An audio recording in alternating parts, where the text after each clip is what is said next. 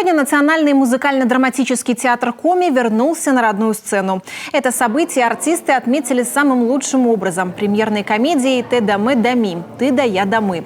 Напомним, ранее из-за плачевного состояния Дома профсоюзов, где располагалась труппа, ей приходилось играть на чужих площадках. По поручению главы региона правительство нашло средства на выкуп помещений Федерации профсоюзов Республики Коми, а также на ремонт здания. Спасибо правительству. Спасибо нашему правительству. Огромное спасибо главе региона Владимиру Викторовичу. Ведь мы очень ждали, когда на нас обратят внимание. Ведь у нас были только зал и сцена, негде было делать декорации, шить костюмы. Мы даже боялись представить, что мы вернемся в театр. И вот этот день наступил.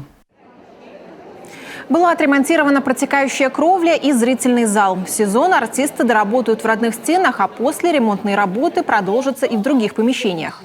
Дальше у нас замена полностью сценического покрытия, будет полностью переделано, зонировано по-другому вот это вестибюль центральный, вот, и вся вот эта вот историческая часть, все кабинеты, 2-й, 3-й этаж, это все будет делаться летом и осенью, возможно, но будем пытаться все делать так, чтобы не помешать творческому процессу.